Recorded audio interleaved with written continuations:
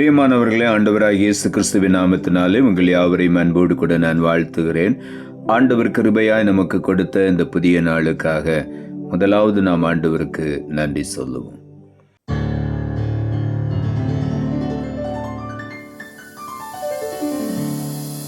இந்த வனாந்திர யாத்திரையில் இன்பராம் இயேசு நம்மோடிருப்பார். இந்த வனாந்திர யாத்திரையில் இன்பராம் இயேசு நம்மோடிருப்பார். போகையிலும் நம் வருகையிலும் புகலிடமானதால் ஸ்தோத்தரிப்போமே.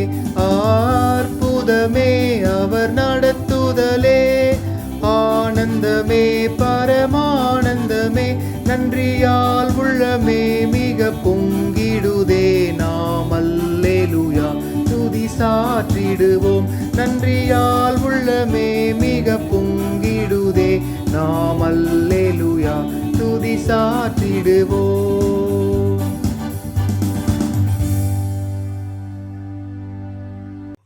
இந்த நாளுக்கு அந்த ஆண்டவர் கொடுக்கிற ஒரு வார்த்தை ஏசாயா தீர்க்கதரிசன புஸ்தகம் 32வது அதிகாரம் 15வது வசனம். ஏசாயா 32:15. உன்னதத்திலிருந்து நம்மேல் ஆவி ஊற்றப்படும் மட்டும் அப்படியே இருக்கும். அப்பொழுது வனாந்தரம் செழிப்பான வயல்வெளியாகும்.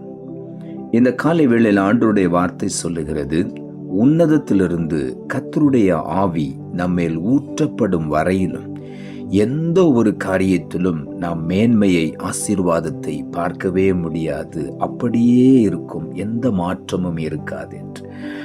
அந்த ஆவி ஊற்றப்படும் பொழுது வனாந்தரமாயிருக்கிற இடம் அப்படியே செழிப்பான வயல்வெளியாய் மாறுகிறது. இந்த காலை வேளையில பரிசுத்த ஆவியானவர் நமக்குள்ள வரும் பொழுது நம்முடைய வாழ்க்கை செழிப்பாகிறது. ஆகவே தான் நாம் பரிசுத்த ஆவியானவருக்காக அதிகமாய் வாஞ்சிக்க வேண்டும். ஆவியானவராகிய தேவன் நமக்குள்ள வரும் பொழுது நம்மை சகல சத்தியத்துக்குள்ளும் நடத்துவார் என்று வேதம் சொல்லுகிறார். சத்திய ஆவியானவராகிய அந்த பரிசுத்த ஆவியானவர் நமக்குள்ள வரும் பொழுது நம்மை சகல சத்தியத்துக்குள்ளும் வழி நடத்துவார். இந்த காலை வேளையில உன்னதத்திலிருந்து அந்த ஆவி, பரிசுத்த ஆவியானவர் நம்மேல் இறங்கி வரும் பொழுது நம்முடைய வாழ்க்கை வனாந்தரமான சூழ்நிலை அப்படியே மாறி செழிப்பான வயல்வெளியாக மாறுகிறது. ஆகவே இந்த காலை வேளையிலே நம்முடைய ஒவ்வொருடைய வாழ்க்கையிலும் இப்படிப்பட்ட வனாந்தரமான சூழ்நிலைகள் காணப்படலாம். இந்த காலை வேளையில் ஆண்டவர் அந்த வனாந்தரத்தை செழிப்பாக மாற்றுகிறார். லூக்கா எழுதின சுவிசேஷம் 24ஆம் அதிகாரம் 49ஆம் வசனம் சொல்லுகிறது, என் பிதா வாக்குத்தத்தம் பண்ணினதை இதோ நான் உங்களுக்கு அனுப்புகிறேன். நீங்களோ உன்னதத்திலிருந்து வரும் பலனால் தரிப்பிக்கப்படும் வரைக்கும் எருசலேம் நகரத்தில் இருங்கள் என்றார். இங்கே ஆண்டவராகிய இயேசு தம்முடைய சீஷர்களை பார்த்து சொன்னார், என் பிதா வாக்குத்தத்தம் பண்ணினதை நான் உங்களுக்கு அனுப்புகிறேன். அதுதான் பரிசுத்த ஆவியானவரை குறித்து ஆண்டவராகிய இயேசு சொன்னார். நீங்களோ உன்னதத்திலிருந்து வரும் பலனால் தரிப்பிக்கப்படும் வரைக்கும், அந்த பலனை பெற்றுக்கொள்ளும் வரைக்கும் எருசலேம் நகரத்திலே, என் சமூகத்திலே நீங்கள் காத்திருங்கள் என ஆண்டவர் சொல்லுகிறார். இந்த காலை வேளையில நாம் தேவ சமூகத்திலே இந்த மாதத்தில் அதிகமாய் காத்திருக்க வேண்டும். தேவ பலனால் தரிப்பிக்கப்படும் வரைக்கும் நான் காத்திருக்க வேண்டும். பொறுமையாய் ஆண்டவருடைய சமூகத்திலே காத்திருந்து தேவ பலனை நாம் பெற்றுக்கொள்ள வேண்டும். அதன் பிறகு நாம் எழும்பி ஆண்டவருக்காக பிரகாசிக்க முடியும். ஆகவே இந்த காலை வேளையில தேவ பலனை பெற்றுக்கொள்ளும் பொழுது நம்முடைய வாழ்க்கையே ஒரு வயல்வெளியாய் மாறிவிடுகிறது. செழிப்பான ஒரு வயல்வெளியாய் மாறிவிடுகிறது. ஆகவே அந்த உன்னதத்தின் பலனை நாம் பெற்றுக்கொள்வோம். அப்போஸ்தலர் நடபடிகள் 1ஆம் அதிகாரம் 8வது வசனம் சொல்லுகிறது, பரிசுத்த ஆவி உங்களிடத்தில் வரும்போது நீங்கள் பலனடைந்து எருசலேமிலும் யூதேயா முழுவதிலும் சமாரியாவிலும் பூமியின் கடைசி பரியந்தமும் எனக்கு சாட்சிகளாய் இருப்பீர்கள் என்று.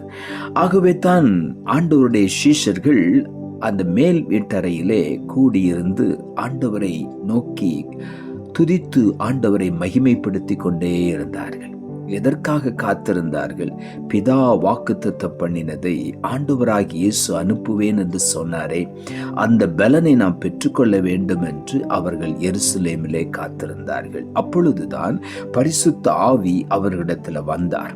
அவர் வந்த பொழுது அவர்கள் எல்லாரும் பலன் அடைந்தார்கள். அதுவரையிலும் அவருடைய வாழ்க்கையில் ஒரு பலன் இல்லாமல் இருந்தார்கள். அவர்கள் பலன் அடைந்த உடனே எருசலேம், யூதேயா, சமாரியா, பூமியின் கடைசி பரியந்தமும் ஆண்டவருக்கு மகிமையான சாட்சிகளாய் எழும்பினார். இந்த டிசம்பர் மாதத்துல நம் ஒவ்வொருவரையும் ஆண்டவருக்கு மகிமையான சாட்சிகளாய் ஆண்டவர் எழும்பி பிரகாசிக்க பண்ணுவார். நாம் செய்ய வேண்டிய ஒரே ஒரு காரியம், அவர் உன்னதத்திலிருந்து நமக்கு அனுப்பி கொடுத்த அந்த பரிசுத்த ஆவியானவரை பெற்றுக்கொள்வதற்கு நாம் காத்திருக்க வேண்டும். தேவ சமூகத்தில் எப்படி அப்போஸ்தலர்கள் அந்த மேல் வீட்டறையிலே காத்திருந்தார்களோ, அதே போல நாம் ஆண்டவருடைய சமூகத்தில் அதிக நேரம் காத்திருக்க வேண்டும். வேதம் சொல்லுகிறது, கர்த்தருக்கு காத்திருக்கிறவர்களோ புது பலன் அடைவார்கள். புது பலன் அடைந்து கழுகுகளைப் போல செட்டைகளை அடித்து எழும்புவார்கள் என்று வேதம் சொல்லுகிறது. அவர்கள் ஓடினாலும் இளைப்படையார்கள், நடந்தாலும் சோர்ந்து போக மாட்டார்கள் என்று. ஆகவே இந்த காலை வேளையில கர்த்தருக்கு காத்திருக்கிற பிள்ளைகள் ஒரு நாள் வெட்கப்பட மாட்டார்கள். பலத்தின் மேல் பலன் அடைவார்கள். எவ்வளவு நேரம் தேவ சமூகத்திலே காத்திருக்கிறோமோ அந்த அளவுக்கு தேவ பலனை நாம் பெற்றுக்கொள்ளுகிறோம். நம்முடைய வனாந்தரமான வாழ்க்கை செழிப்பான வயல்வெளியாய் மாறிக்கொண்டே இருக்கும். ஆகவே இந்த காலை வேளையில ஆண்டவர் நம் ஒவ்வொருடைய வாழ்க்கையும் செழிப்பாய் மாற்ற விரும்புகிறார். அதற்கு நாம் பெற்றுக்கொள்ள வேண்டிய ஒரே ஒரு காரியம், பரிசுத்த ஆவியானுடைய பலனை நாம் பெற்றுக்கொள்ள வேண்டும். அந்த உன்னத பலனை நாம் பெற்றுக்கொள்ளும் பொழுது நிச்சயமாகவே நம்முடைய வாழ்க்கை ஆண்டவர் செழிப்பாக்கி பிரகாசிக்க பண்ணுவார். ஏசாயா தீர்க்கதரிசன புத்தகம் 35 அதிகாரம் 1 வசனம் சொல்லுகிறது, வனாந்தரமும் வறண்ட நிலமும் மகிழ்ந்து கடுவெளி கழித்து புஷ்பத்தை போல செழிக்கும் என்று இங்கே எழுதப்பட்டிருக்கிறது. வனாந்தரமும் வறண்ட நிலமும் நம்முடைய வாழ்க்கையிலே அப்படியே மாறி போகும். அவைகளை ஆண்டவர் மகிழ பண்ணுவார் என்று வேதம் சொல்லுகிறது. மாத்திரமல்ல, கடுவெளியை போல இருக்கிற நம்முடைய வாழ்க்கை கழித்து புஷ்பத்தை போல செழிக்கும் என்று சொல்லி நம்முடைய வாழ்க்கையிலே ஆண்டவருடைய மகிமை வெளிப்படும்.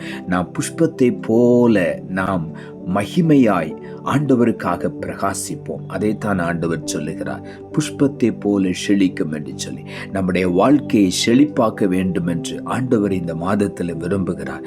ஆகவே தேவ சமூகத்தில் அதிகமாய் காத்திருப்போம், தேவ பலனை பெற்றுக்கொள்வோம். நிச்சயமாக நாம் ஆண்டவருக்காக எழும்பி பிரகாசிப்போம். நாம் ஜெபிப்போம். அன்புள்ள ஆண்டவரை, கிருபையா நீர் கொடுத்த இந்த புதிய நாளுக்காய் மறுபடியும் எமக்கு நன்றி செலுத்துகிறோம். ஆண்டவர் கொடுத்த ஜீவனுள்ள வார்த்தைக்காக நன்றி. உன்னதத்திலிருந்து நம்மையில் ஆவி ஊற்றப்படும் மட்டும் அப்படியே இருக்கும். அப்பொழுது வனாந்தரம் செழிப்பான வயல்வெளியாகும் என்ற வார்த்தையை கொடுத்தீர். வசனத்தை கேட்டுக்கொண்டிருக்கிற ஒவ்வொருடைய வாழ்க்கையிலும் அந்த உன்னதத்திலிருந்து தேவன் அனுப்பி தருகிற அந்த பரிசுத்த ஆவியை பெற்றுக்கொள்ள ஒவ்வொருவருக்கும் அந்த வாஞ்சையை தாரும் என்று சொல்லி நாங்கள் ஜெபிக்கிறோம். ஒவ்வொருவரும் அந்த பலனை பெற்றுக்கொண்டு அப்படியே இருக்கிற வாழ்க்கையில ஒரு செழிப்பை கண்டு கொள்ள நீர் உதவி செய்யும் சுவாமி. எந்த விதமான ஆசீர்வாதமும் இல்லாதபடி, எந்த விதமான மேன்மையும் இல்லாதபடி அப்படியே இருக்கும் என்கிற நிலைமையிலிருந்து ஒவ்வொருவரும் எழும்பி பிரகாசிக்க நீர் உதவி செய்யும்.